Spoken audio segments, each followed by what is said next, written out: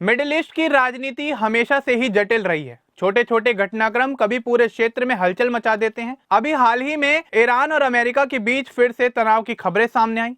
Iran के supreme leader Ali Khamenei ने America को कड़ा संदेश दिया है कि अगर उनका देश हमला सहन करता है तो इसका नतीजा सिर्फ द्विपक्षीय झड़प नहीं बल्कि पूरे क्षेत्र में युद्ध के रूप में सामने आएगा। अमेरिका की तरफ से मिडिल ईस्ट में मिलिट्री ताकतें जमा हो रही हैं, जिसमें एयरक्राफ्ट कैरियर, जेट फाइटर और नौसेना के डेस्ट्रॉयर शामिल हैं। ऐसे में पूरी दुनिया की नजरें इस तनाव पर टिकी हुई हैं। अली खामेनेई ने यह बयान 1979 की ईरानी क्रांति की सालगिरह के मौके पर दिया। उस साल आयतुल्ला रूहुल्लाह खुमैनी के नेतृत्व में शाह की राजशाही का अंत हुआ था और ईरान में इस्लामिक गणराज्य की स्थापना हुई थी। खामेनेई ने कहा कि अमेरिका को पता होना चाहिए कि अगर वे ईरान पर हमला करते हैं तो यह केवल ईरान और अमेरिका के बीच नहीं बल्कि पूरे क्षेत्र के लिए विनाशकारी होगा। उनका यह रुख साफ करता है कि अगर ईरान किसी भी तरह की विदेशी दखलंदाजी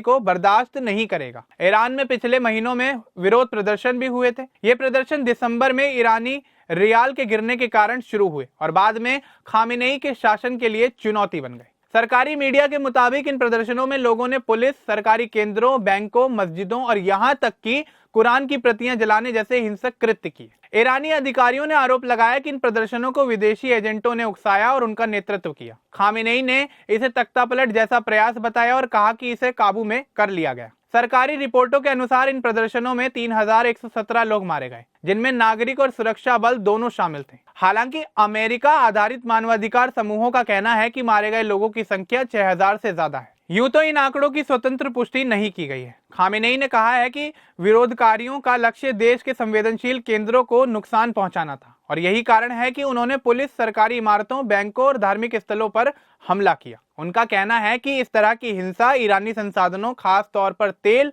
और गैस पर कब्जा करने की अमेरिकी योजना का हिस्सा थी। इस बीच अमेरिका के राष्ट्रपति डोनाल्ड ट्रंप ने लगातार ईरान को चेतावनी दी है। उन्होंने कहा है कि अगर ईरान परमाणु हथियार बनाने की ओर बढ़ता है या प्रदर्शनकारियों पर अत्याचार करता है तो उनका देश कार्रवाई कर सकता है। शुरुआत में ट्रंप ने तेहरान के प्रदर्शनकारियों के प्रति ईरानी सरकार की कार्रवाई पर हमला करने की शर्त रखी थी, लेकिन बाद में उनका रुख थोड़ा नरम हुआ। उन्होंने यह कहा कि उनका मकसद ईरान को परमाणु समझौते पर सहमत कराना है ताकि मिडिल ईस्ट में स्थिरता बनी रहे। हाल ही में ट्रंप ने एयरफोर्स वन में कहा है कि उन्हें उम्मीद है कि ईरान बिना परमाणु हथियारों वाली डील को मान लेगा। हालांकि उन्होंने यह भी कहा है कि उन्हें नहीं पता कि ईरान वास्तव में इस समझौते पर साइन करेगा भी या फिर नहीं। दूसरी ओर ईरान के सुप्रीम नेशनल सिक्योरिटी काउंसिल के प्रमुख अली लारिजानी ने कहा है कि तेहरान बातचीत के लिए तैयार है और अमेरिकी अधिकारियों के साथ बातचीत के रास्ते खुले हैं। इस तरह ईरान और अमेरिका दोनों पक्षों ने सैन्य टकराव से बचने की कोशिश की। ईरानी सुप्रीम लीडर खामेनेई ने अपनी सख्त रुख वाली चेतावनी दी है। यह स्थिति यह दर्शाती है कि दोनों देश गंभीर हैं, लेकिन युद्ध से बचने के लिए बातचीत का दरवाजा अभी भी खुला हुआ है। ईरान में हुए विरोध प्रदर्शनों की वजह से भी माहौल संवेदनशील है। दिसंबर में आर्थिक संकट और रियाल की गिरती कीमतों ने जनता को सड़क पर लाकर खड़ा कर दिया। इन प्रदर्शनों ने खामेनेई की सत्ता के लिए चुनौती पेश की और अमेरिका इस स्थिति को भुनाने की कोशिश में नजर आया। खामेनेई ने स्पष्ट किया कि विरोधकारियों का लक्ष्य देश की संवेदनशील संस्थाओं को नुकसान पहुंचाना था। वहीं अमेरिका ने लगातार ईरान पर दबाव बनाकर उसे परमाणु समझौते पर सहमत कराने की कोशिश की। हाल के घटनाक्रम दिखाते हैं कि मिडिल ईस्ट में तनाव अभी बढ़ सकता है, लेकिन अभी भी कूटनीतिक रास्ता उपलब्ध है। अगर वार्ता सफल होती है तो युद्ध टाला जा सकता है, लेकिन अगर अमेरिका और ईरान के बीच कोई गंभीर झड़प होती है तो इसका असर पूरे क्षेत्र, विशेषकर इराक, सीरिया और खाड़ी देशों पर पड़ेगा।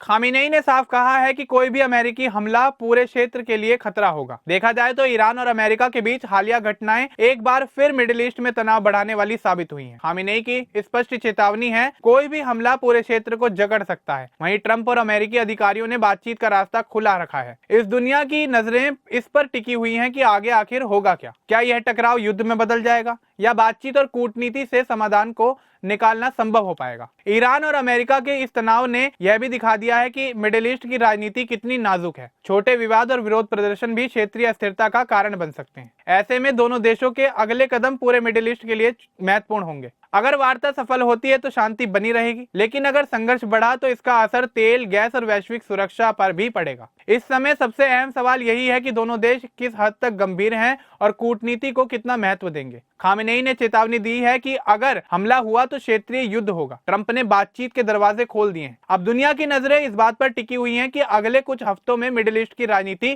किस दिशा में जाएगी। अब इस पूरे मामले को लेकर आपका क्या कुछ कहना है, हमें कमेंट बॉक्स में जरूर बताएं। बाकी इस तरह की और अपडेट्स के लिए हमारे चैनल को सब्सक्राइब करना ना भूलें। धन्यवाद।